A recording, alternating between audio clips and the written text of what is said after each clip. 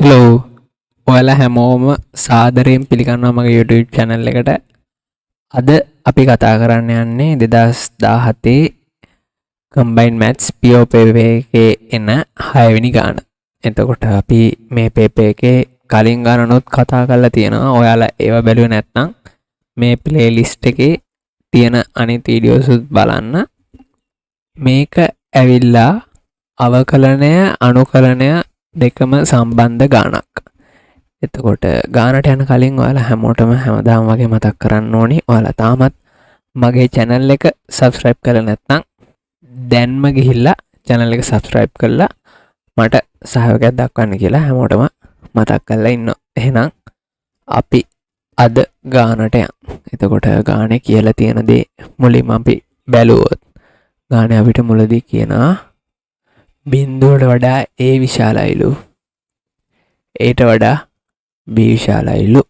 එහෙම අරගෙන මෙන්න මේකේ අවකලනය මෙන්න මේ අගය කියන එක බව පෙන්වන්න කියලා අපිට ගානේ මුලින්ම කියනවා.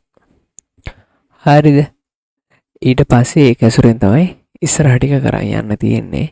එහෙනම් අපි මුලින්ම අවකලනය කෑල්ල විසඳලා ඉමු. එතකොට අපිට හොයන්න තියෙන අවකලනය තමයි මෙන්න මෙයාගේ අවකලනය sin inverse පේරින A පෙතිම B ගේ වර්ගමූලය වරක් cos x. ඔන්න ඔය අවකලනය තමයි අපිට හොයන්න තියෙන්නේ. හරිද? දැන් මේක ටිකක් වෙනස් අවකලනයක්. මෙහෙම ගානක් හදන්න ආවහම මේ වගේ ඉන්වර්ස් තියෙන එක අවකලනය හොයන්න ආවහම ඒක කරගන්න ඒ වගේ ගානක් විසඳන්න ලේසි විදියක් තමයි ආදේශයක් භාවිතා කරන එක.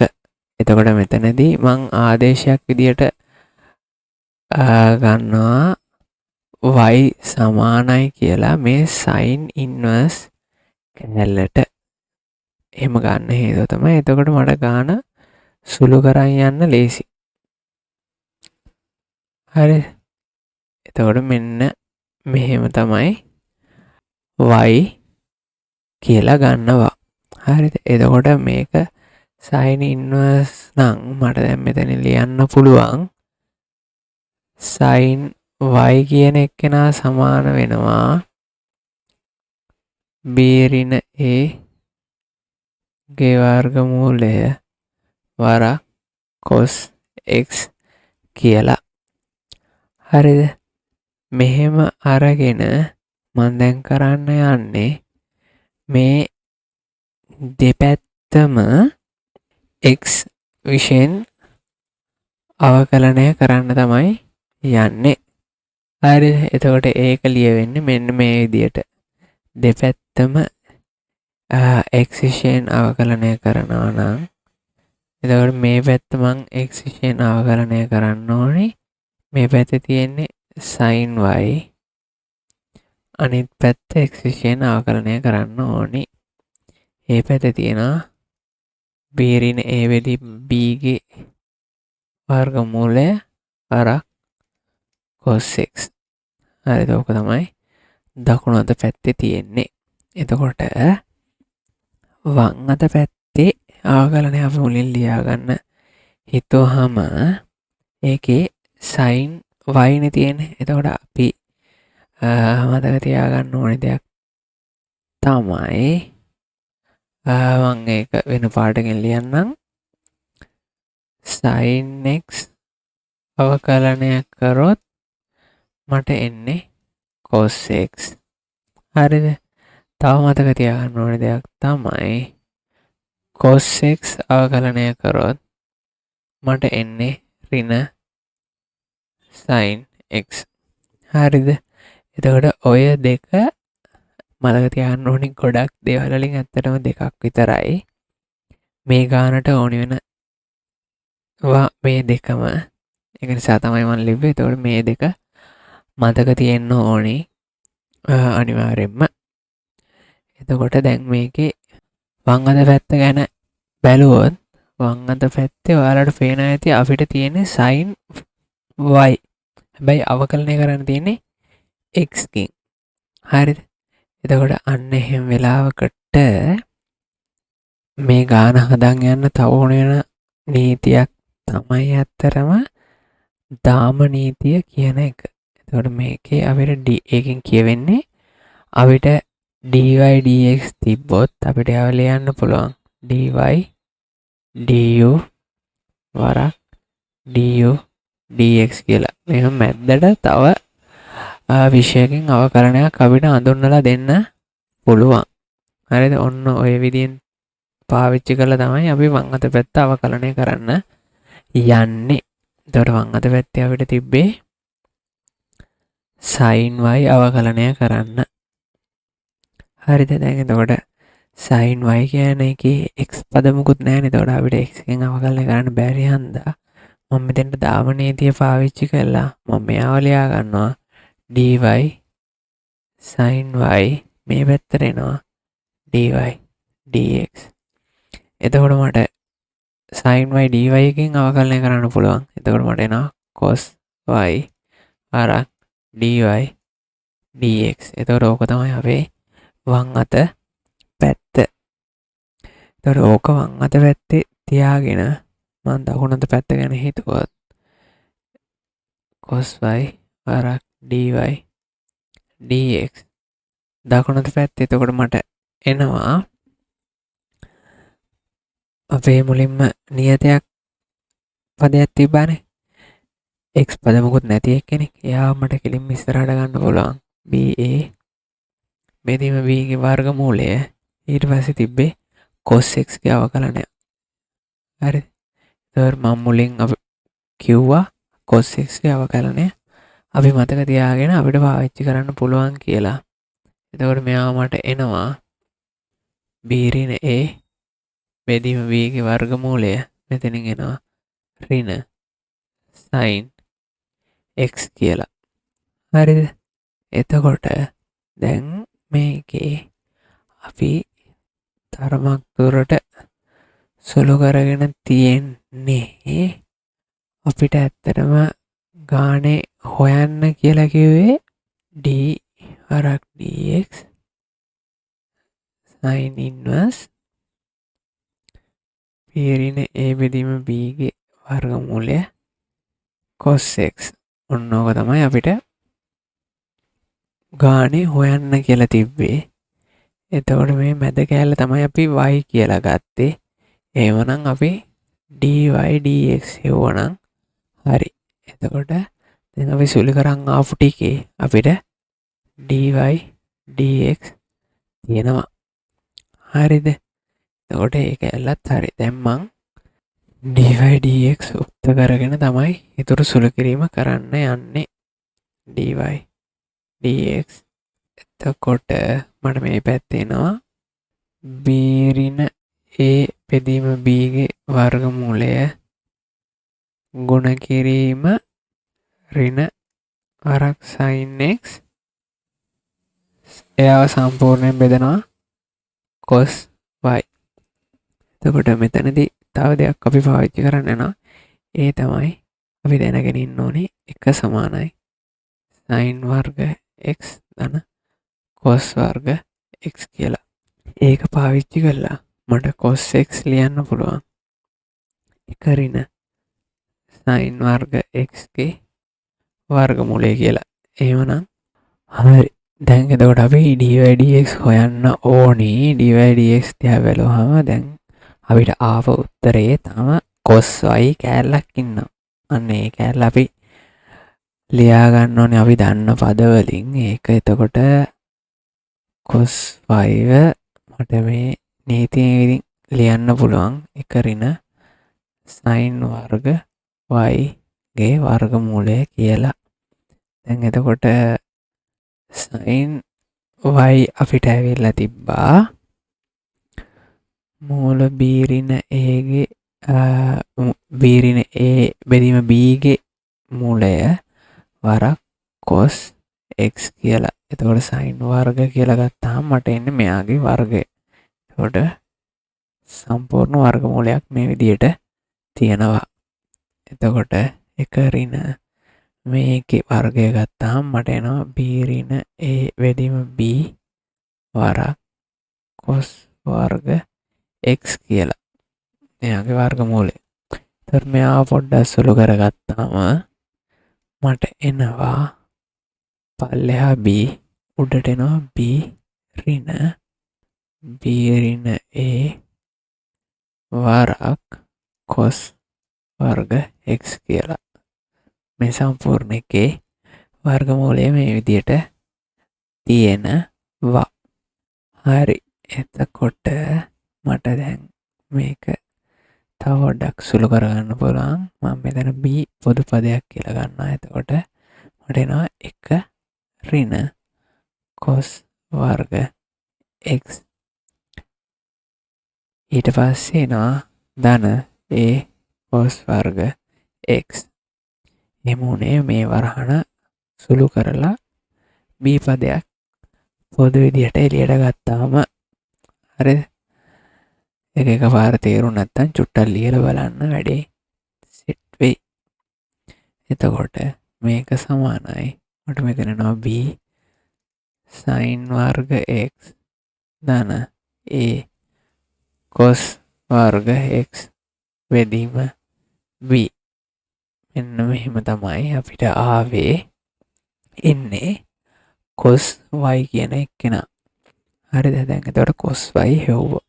එහෙනම් dy dx ගැන හිතුවොත් ආයෙත් dy dx කියලා අපිට ආවේ මෙන්න මෙයානේ. හරිද? එතකොට මෙයා නම් ආවේ අපි මෙයාව ඔහොම පල්ලෙහාට අරන් යන්. එතකොට dy dx මෙන්න මෙහෙම තමයි ආවේ. එතකොට ඒකේ cos y ට අපිට දැන් ආපු එක්කනාව ආදේශ කරන්නත් පුළුවන්. එතකොට මට එනවා b ඍණ a බෙදීම b ගේ වර්ගමූලය වැඩි කිරීම ඍණ sin x බෙදීම cos y කියලා මට ආවේ b sin වර්ග x ධන a cos වර්ග x බෙදීම b ගේ කියන සම්පූර්ණ එකේ වර්ගමූලය.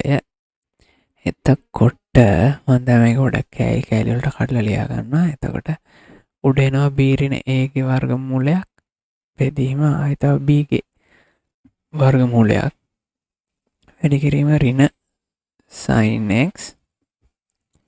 ඊට පස්සේ තියෙනවා බෙදීම මේ විදිහට ලියා ගන්නවා b sin වර්ග x ධන a cos වර්ග x ගේ වර්ගමූලය බෙදීම යට තියෙන වර්ගමූල b එක උඩට ගේනවා.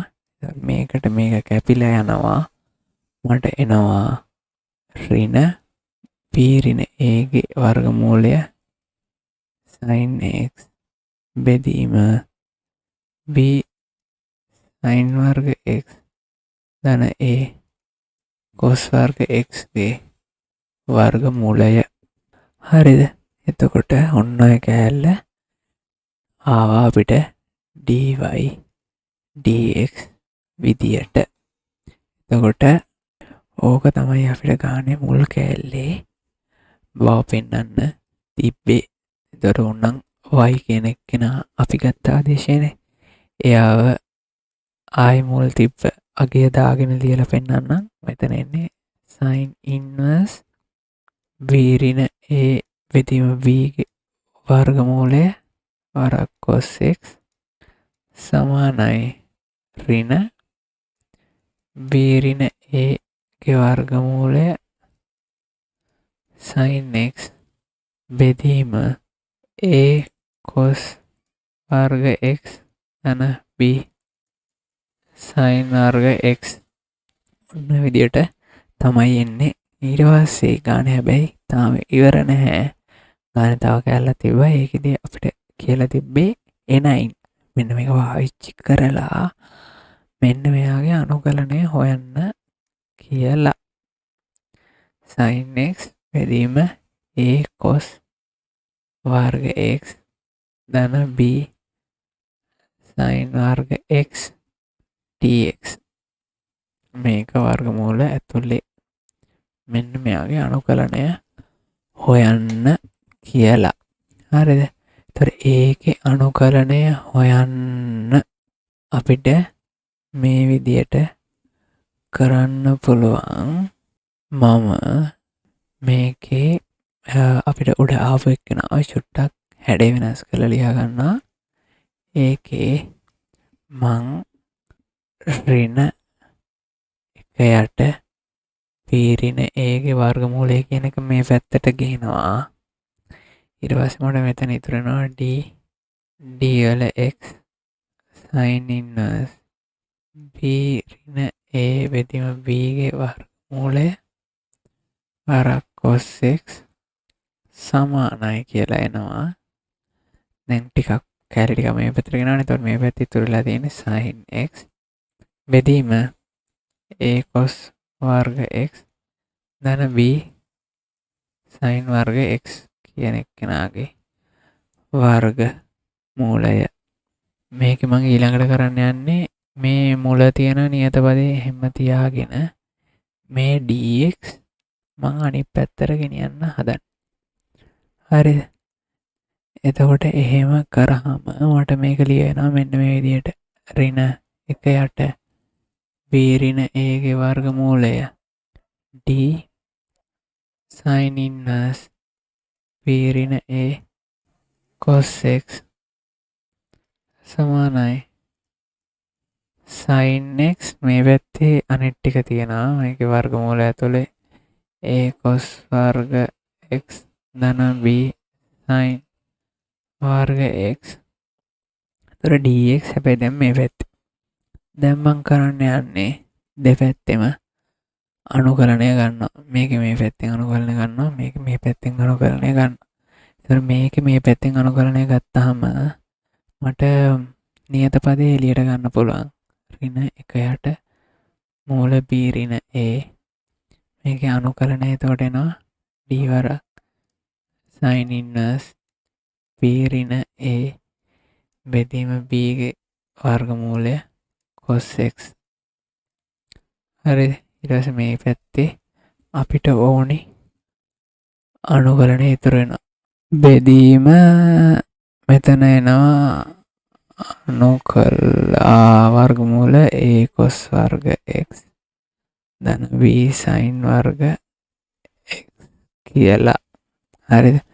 එතකොට ඔන්නෝකේ අනුකලනය අගය තමයි අපින් අහලා තිබ්බේ. එතකොට වම් අත පැත්ත ගැන හිතුවොත් ඇත්තටම මේ දෙක අපිට කපලා දාන්න පුළුවන්. එහෙමනම් මට මේ පැත්ත ඉතුරු වෙනවා ඍණ 1 යට මූල b ඍණ a sin inverse b ඍණ a බෙදීම b ගේ වර්ගමූලය වරක් cos x. දැන් මේක අපි සීමාව දැනගෙන අනුකලනයක් නෙමෙයිනේ. ඒක හන්ද මෙතන ධන නියතයක් එන්න ඕනි. අනිවාර්යෙන්ම ඒ ධන නියතය ලියන්න ඕනි. එහෙම නැත්නම් ගානේ සම්පූර්ණ ලකුණු හම්බෙන්නේ නැහැ. ඒතර මේක තමයි සමාන වෙන්නේ මෙන්න මෙයාගේ අනුකලනයට a cos වර්ග x ධන b sin වර්ග x ගේ මූලය මේ පැත්තේ dx. හරිද? ඔන්න ඔහොම තමයි ඔය ගාන එතකොට හැදෙන්නේ. එතකොට ඇත්තටම ගාන ටිකක් වෙනස් ගානක් සුළු කිරීම් ටිකකුත් තියෙනවා. මමත් වෙලා අරගෙන ඔක්කොම ටික ලියලා පැහැදිලි කරා. ඔයාලට වැඩේ සෙට් වෙයි කියලා හිතලා. එතකොට වැඩේ හොඳයි නම් තේරුණා නම් අනිවාර්යෙන් වීඩියෝ එක ලයික් එකක් දාන්න. මොනවාම හරි ප්‍රශ්න තියෙනවා නම් කියන්න දෙයක් තියෙනවා නම් ඒවා කමෙන්ට් සෙක්ෂන් එකේ දාන්න. හොඳයි නම් අනිවාර්යෙන්ම ඔයාලගේ යාළුවන්ටත් බලන්න ෂෙයා කරන්න අමතක කරන්න එපා. තාමත් ඔයාලා මගේ channel එක subscribe කරලා නැත්නම් දැම්ම ගිහිල්ලා channel එක subscribe කරලා bell icon එක click කරලා තියාගන්න. මොකද මේ වගේ ගණන් හදන වීඩියෝස් ඉස්සරහටත් ගේන්න බලාපොරොත්තු වෙනවා. අදට එහෙනම් සමු ගන්නවා. තවත් දවසක අලුත් ගානක් විසඳන ගමන් හම්බෙමු. එතකන් හැමෝටම සුබ දවසක්.